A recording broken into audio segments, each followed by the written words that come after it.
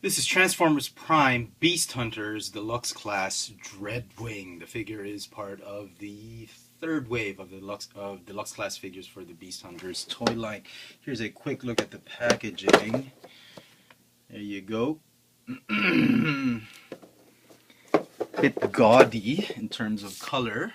He has Chapter 14 of Tales of the Beast Hunters, Dread Assault Cannon, yeah, whatever. And apparently the writers forgot that Megatron had blasted Dreadwing to smithereens in season 2. But anyway, this is sort of a Beast Hunter-ish incarnation of Dreadwing in an alternate universe. Sort of, again, like a concept series type of figure. Comes with several weapons. Let me just straighten him up. The silhouette of the figure still does resemble the Voyager class. I'm not going to bring out the Voyager class. Everybody knows what that looks like. But he is a tad bit short for a deluxe class. Actually, he's not. He's just about right there. Again, no size comparison. Pardon me for not giving any size comparisons. But you get the idea. You can fold all the bits of the wings and form his actual wings. If you don't want that spiky version, he looks like a member of Cobra Law. If you're a G.I. Joe fan, you know what I'm talking about. You can have him like that and make him look like how he was on the show, maybe. But again, why would you pick up this figure? This is more, again, as I said, as a concept series type of figure. Like I mentioned with Ratchet and Bulkhead, it's not really a show accurate figure. For those of you who are really just into show accurate figures, this is not a figure for you. This is possibly a Dreadwing for kids. If you don't want to give them the Voyager class version, this is a nice substitute. And quite frankly, you know, some of you may be surprised. I actually like this figure. I actually like this deluxe class figure. It's a nice concept version of Dreadwing, and it sort of works for me. He's got a lot of this yellow, canary yellow type of plastic in him. And what's interesting is it does not make the plastic look cheap. It actually makes the plastic look a little bit more premium because of the yellow they use. It's a very pale, very flat yellow, and it's easily remedied. I mean, you can spray paint it easily. I mean, for those of you customizers out there. Anyway, he comes with his gun, his Dread Assault Cannon. He's got 2 missiles, and you could put the, you'd stick up the mace or axe, whatever, and you can have him hold it like that, like a gun, whatever. That's what it says. Or you can store it like that on him. Anyway, this is really for the kids, the weapons. For the adults, I mean, it's really the figure. What really struck me about this guy is how despite all the yellows, the gray and blue, how well they work out for this figure. The head sculpt was really the one that made the deal for me. The head sculpt and the paint apps on the face, on the head, really made the deal for me with this figure.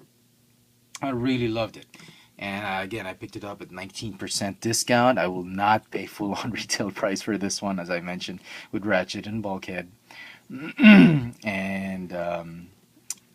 what's the other guy? Skystalker. But he's pretty good. He's part of Wave 3, so you get Ratchet, Skystalker, and all that, and a bunch of repaints. I can't wait for the other waves to arrive. We'll probably get better figures there, but you know, he's not bad. Again, as I said, I actually like it. Lots of articulation about him. No waist, though. But he's got tons of articulation, and you can get him into really nice poses despite not having a waist joint because of how well the articulation is on the legs. So anyway, transforming him can be interesting. It's not the easiest of transformation. I'll show you the final alt mode that's on the instructions. Notice anything funny? And they did it on purpose. The guy who made the instructions transforms the shoulder pads that way. And this is the vehicle mode officially on the instruction sheet. Whereas in the box, clearly, that's not the alt mode. So I'm going to show you what he should look like in the box. So anyway, transforming him is much like the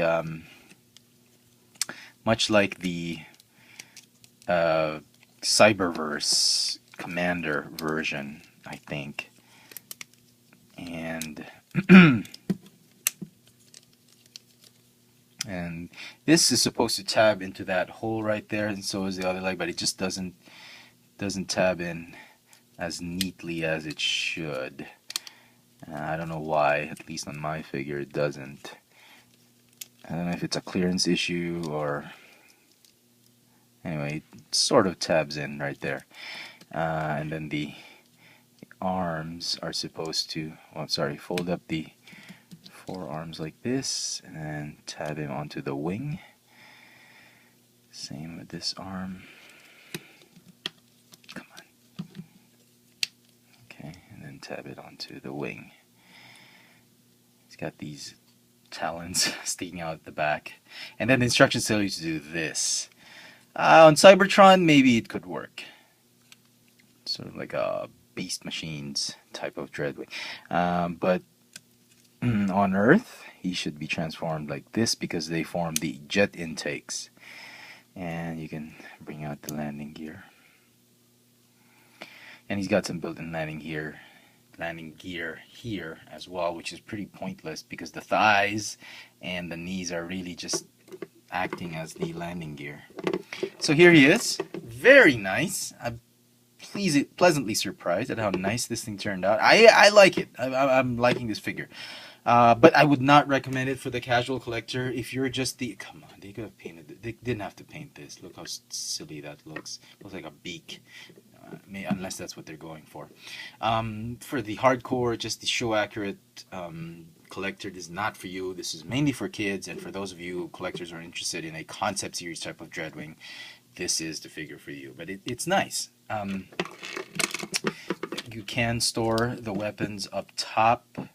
This one can store as well there. Right here. And the instructions tell you also, he's got this attack mode. Basically, you stick the chainsaw axe onto his ass right here. And it's a very tight hole. I mean, it took me forever to stick it in. And it's doubly difficult. Once you've actually stuck it inside, it's equally difficult to pull it out. But, yeah, that's how it is. Anyway, I'm not buying it. Come on. Come on. Okay.